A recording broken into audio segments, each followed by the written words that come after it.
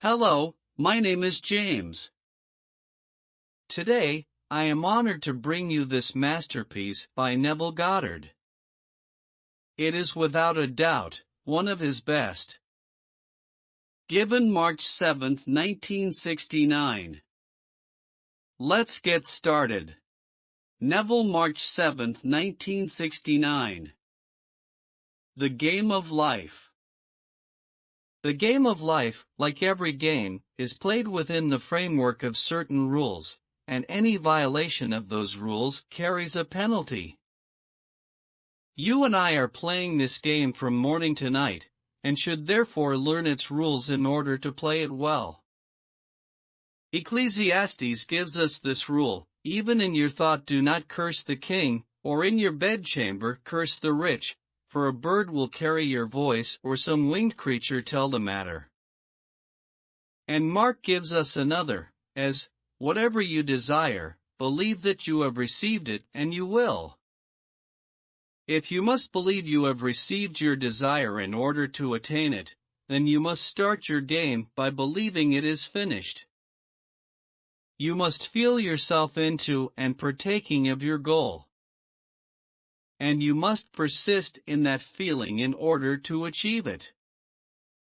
Now, another rule is said in this manner: cast your bread upon the water and you will find it after many days.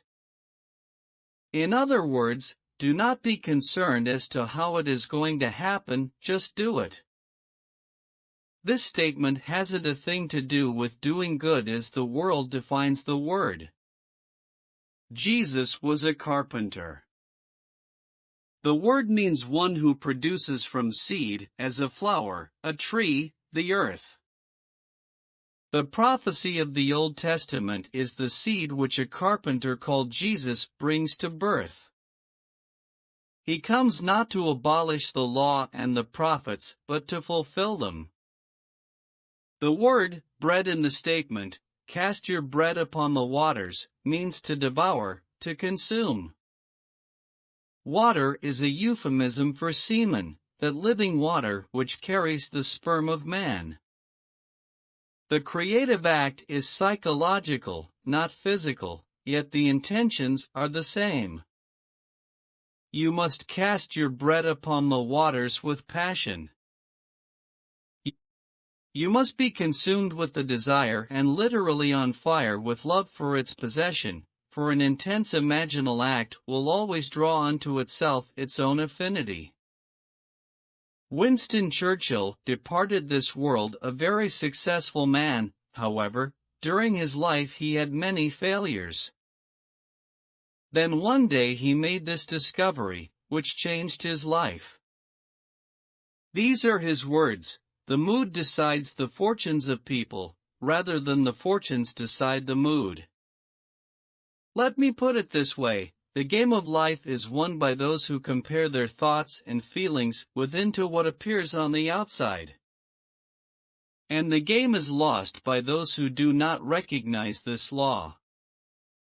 Being consumed by anger, they see no change in their world.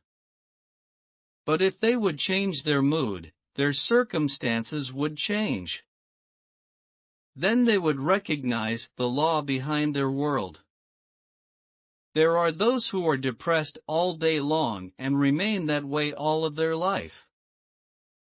I remember back in New York City, when I would see certain people walking in my direction, I would want to cross the street, because I did not want to hear their depressing stories.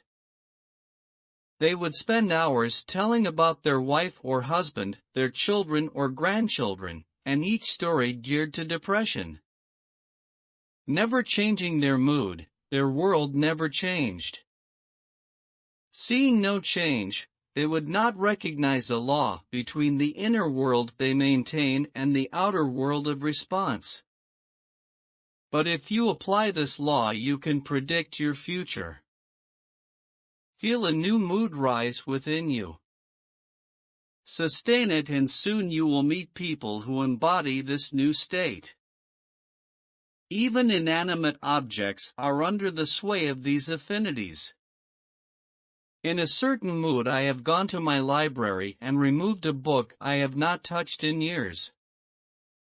And when I casually open it, I find confirmation of my mood. A table, though remaining the same, will be seen differently based upon your momentary mood, for everything reflects it. It is your mood which decides your fortune, not your fortune that decides your mood. People feeling poor attract poverty, not knowing that if they felt rich, they would attract wealth. In the book of Proverbs, it is said, "The spirit of man is the lamp of the Lord." Now, the lamp of the Lord is the light of the world. We contain that light, and nature, the genie, is our slave, fashioning the world as our mood dictates. By nature, I mean all of humanity, the animal, plant, and mineral world. In fact, everything that appears on the outside is a slave of this lamp. Fashioned from within, this slave will fashion your world to reflect your thoughts, and no power can stop their fulfillment. Become aware of what you are thinking, and you will recognize a law between your mood and your surrounding circumstances. Then you will predict with certainty, because you know certain events, being in harmony with your mood, must appear. Everything, whether a living being or an inanimate object such as a book, must appear to bear witness to your mood. Now, in order to play the game of life, you must know what you want to replace what you have. When you know what it is, you must assume the feeling that you have it. Although your reason and senses will deny its existence, persistence will cause your assumption to harden into fact and objectify itself upon your screen of space. Play the game this way.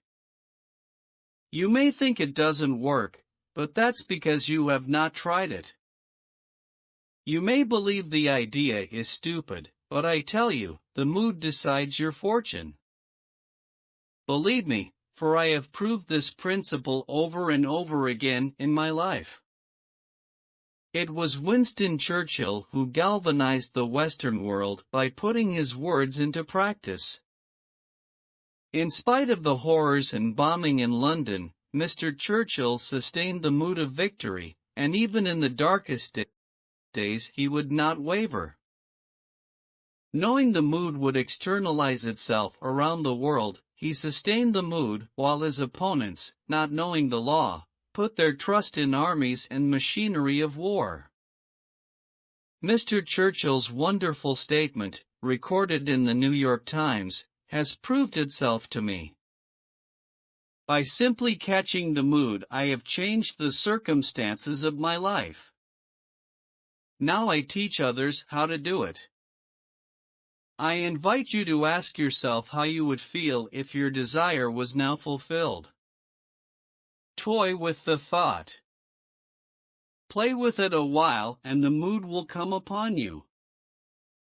Keep that mood by playing with the senses it evokes, and watch your world change to match your new mood. Let me tell you of a lady I know who, in her middle 60s, had nothing when she put this principle into practice. Every morning as she soaked in the tub prior to going to her $75 a week job, she would say to herself, "Something wonderful is happening to me now." She kept playing upon the mood, toying with the feeling that something wonderful was happening.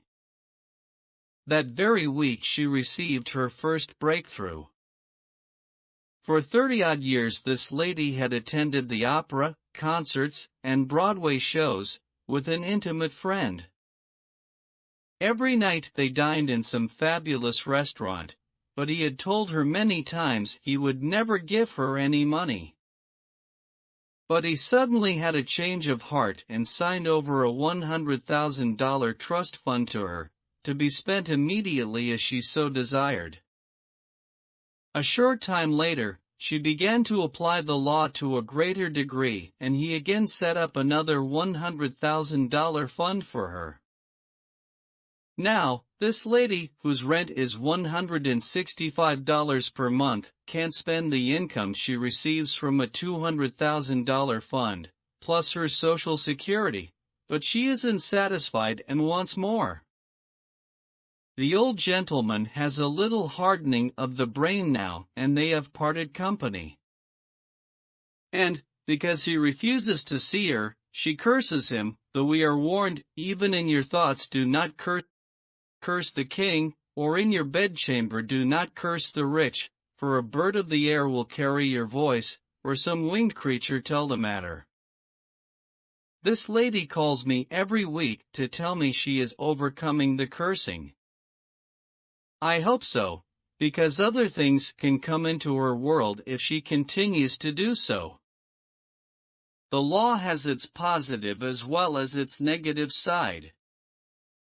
I am not here to judge how you use the law, but leave you to practice it as you will. If you are in the habit of thinking negatively, you are not going to sustain the thought that you are all you want to be. You may hold it for a few seconds, and if it does not prove itself instantly, you may deny it.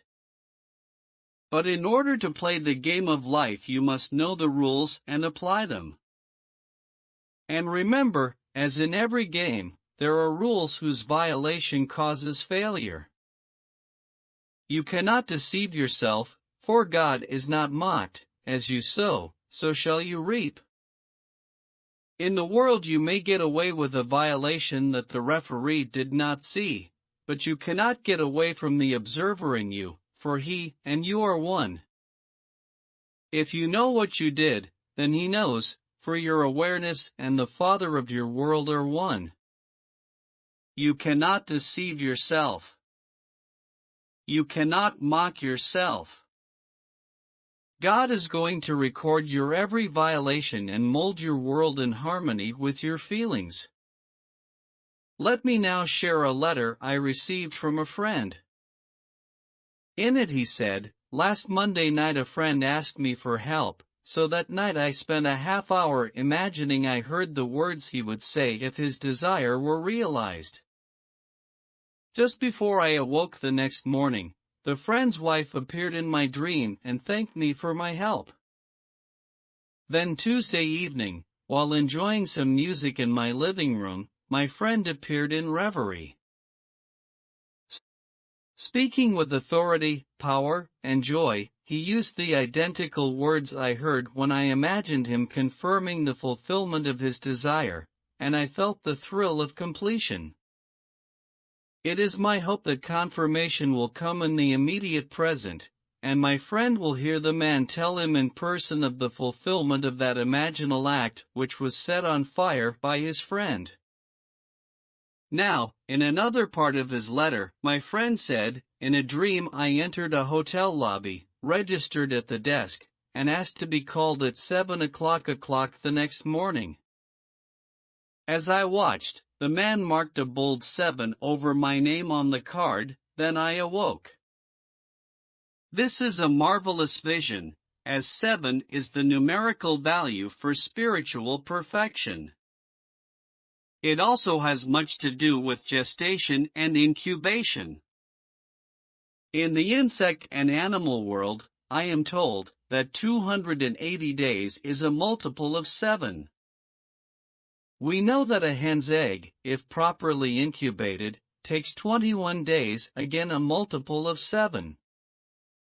Here we find birth has multiples of 7, but in his case it is incubation of spiritual perfection. Another lady wrote, saying, "I saw myself lying in bed, ghastly pale as though dead. Suddenly a giant of a man rose out of my body." Let me tell you the story of a wonderful artist, who was also a mystic. His name was George Russell, but you know him best as A.E. He said, "I will tell this vision, but where it happened I will not say." It was a vast hall with the columns made of living opal, as though the colors of dawn and evening had blended into something alive. Between the columns were thrones upon which fire-crested kings were seated. One wore a crest of the dragon, another, plumes of fire. In the center a dark body was stretched out on the floor as though in a deep trance. At the far end of the hall, on a throne higher than the others, sat a being with the sun's glory shining behind him. As I watched, two crested kings rose, and stretching their hands over the body on the floor, sparks of light came out of them. Suddenly a figure as tall, as majestic as these fire-crested kings rose out of that dark body. Looking around, he recognized his kin and raised his hand in salutation. Then they leaped from their thrones, raised their hands in the same wonderful greeting and, like brothers, walked toward the end and disappeared into the sun. Each vision is a foreshadowing of what will take place. A perceived him as coming from another, while this lady saw him as coming from her own being. They are both adumbrations of a wonderful event which will take place in everyone, for that crested king, who is the Son of God, is housed in all. It does not matter whether the body be that of a woman or a man, or what the pigment of the skin may be, within each one of us is the Son of God, who radiating his glory and bearing the express image of his person is the great lamp of the Lord. And one day this majestic being will rise out of your garment of death, and you will enter the land of life. But while we are here, let us learn the rules of the game of life and play it. Life itself is caused by the assemblage of mental states, which occurring creates that which the assemblage implies. My friend mentally heard the words he would hear if his desire for his friend were fulfilled. Its assemblage, occurring within him, created the event to be played out in the game of life. After you have assembled your mental state and allowed it to occur within you, you do not have to repeat the act. You cast your bread upon the water the moment you felt relief. Although you do not have a physical expression in a sexual manner, relief is possible, and of all the pleasures of the world, relief is the most keenly felt. When someone you dearly love is late, you anxiously await that key in the door. And when you hear their voice, your relief is keenly felt. That is the same kind of relief you will have when you have imagined correctly. If you find it necessary to recreate the act every day, you are not casting your bread upon the water. You may imagine over and over again, but you are only going to impregnate once, and if you reach the point of relief, your bread has been cast upon the water to return, perhaps in the matter of an hour. I have had the phone ring minutes after I have imagined it to hear confirmation that it has happened. Sometimes it has taken days, weeks, or months, but I do not repeat the action once I have done it and felt the feeling of relief, for I know there is nothing more I need to do. Learn to consciously play this game of life, for you are unconsciously playing it every day. I am sure the millions who are on relief feel the government owes them a living, but there is no government, only we who pay taxes. The government has no money and can only give what it takes from our pockets. Those on relief are complaining, claiming they are not getting enough out of our pockets, and that mood persists throughout their day. Their mood never varies, so they see no change and recognize no law between the mood they are sustaining and the outer world they dislike. If they were told that their mood was causing the phenomena of their life, they would deny it. No one wants to feel that he is solely responsible for the conditions of his life, yet there is no other cause. God is the only cause, and he is man's own wonderful human imagination. When I speak of imagination, I am referring to guiding you, of which there are two sides, imagining and contacting. Contacts are what imagining is all about. When you imagine, you contact a feeling, and the feeling you imagine, you create. You are the same God who created the world and all within it, but while you are clothed in a garment of flesh and blood, your power is keyed low. I do hope you understand the rules to the game of life, and, because there is a positive as well as a negative rule, I urge you not to curse anyone. Ecclesiastes used the words king and rich because they are the ones most often envied. A person need not be a millionaire, however, to be envied. He could simply be a little bit better off than another. Someone could live in a better neighborhood, pay more rent, maybe even go to a better restaurant, or buy better clothes, to be envied. So we are warned not to curse the king or the rich in our thoughts, for they cannot be concealed, as all thoughts are completely one, and by a law divine they mingle in one another's being. Awareness seems to be scattered, as everyone on the outside is aware. But no one needs ask another to aid in the change of his world if he changes it on the inside. If another is necessary to bring about the change, he will with or without his consent. You do not have to single out the individual to play the part in bringing about the change you have imagined. He will play his part if necessary, because we all intermingle. All you have to do is stand at the end, from within.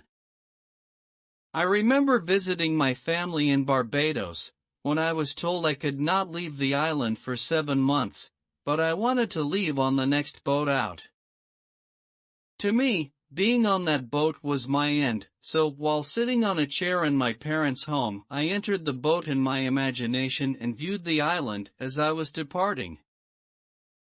I did not know how I would get on it, but a week later when the boat left the island I was there. This I know from experience. In your desire to go anywhere you must first go there in your imagination, and even those who may deny your request will aid you when the time is right. I got out of the army that way. Knowing I wanted to be honorably discharged, and in my apartment in New York City, I slept as though it had already happened and I was already there. Then my captain, who had previously disallowed my discharge, had a change of heart and aided in my release. Anyone can do it. This game is easy to play and can be lots of fun in the doing. Think of an object you would like to hold. Think of a place you would desire to be. Then find an object in that room and feel it until it takes on sensory vividness. Don't make it a lamp, but that lamp, not a table, but that table. Sit in that chair until you feel the chair around you. View the room from that chair and you are there, for you are all imagination and must be wherever you are in your imagination. Now, cast your bread upon the water by feeling the relief of being there, and let your genie, who is your slave, build a bridge of incident over which you will cross to sit in that chair, hold that lamp, and touch that table. In Genesis, the story is told of Isaac, who was unable to see, but capable of feeling, calling to his son, Jacob, saying, "Come close, my son, that I may feel you." Your voice sounds like my son Jacob, but you feel like Esau. At that moment Jacob, the imaginary, purely subjective state, possessed the qualities of Esau, the objective world. So Isaac gave the imaginary state the right to be born. As Isaac, you can sit quietly and with your imaginary hands you can feel the difference between a tennis ball, a baseball, a football, and a golf ball. If they are nothing, because they are subjective and not objectively real to you at the moment, then you could not discriminate between them. But, if you can feel the difference between these so-called unrealities, then they must be real, although not yet made objective to your senses. The moment you give them reality in your mind's eye, they will become real in your world. Try it just for fun. Take an object and thank the being within you for the gift. Then thank the one on the outside, for within and without are vicarious, as is life, for by observing an odor, a look, or a feeling within, you will discover you are life itself. Yes, life is a game. Paul calls it a race, saying, I have finished the race, I have fought the good fight, and I have kept the faith. I call it a game. Both are competitive, but the opposition is with self and not with another, for there is no other. Do not try to get even with another. Grant him the right to use the same law to achieve his goal, even though it may be similar to yours. The knowledge you share will never rob you. Simply determine your goal. Feel you have achieved it and cast your bread upon the water. Then drop it and let the game of life be fulfilled in your world. Now let us go into the silence. Wasn't that wonderful? The game of life. We're all playing it. Whether we win or not is a different story. If we play it like we have already won, then that's how it usually turns out. But it's not a competitive game. It has rules that must be followed to get the desired results. I now choose to be mindful about playing it. I don't know about you, but I'm ready for a better life. We all create our life. Through my studies, I have found that a lot of it comes from self-realization and gratitude. I would like to give thanks for all that I have, and all that I have learned and will learn. Thank you, thank you. We are all on a path that lead to the same place. Let us get there in harmony. If you haven't already, please click on the subscribe button below this video, give me a thumbs up, ring the bell, and like this video if you did. I'd especially like to thank you for watching. Thanks again.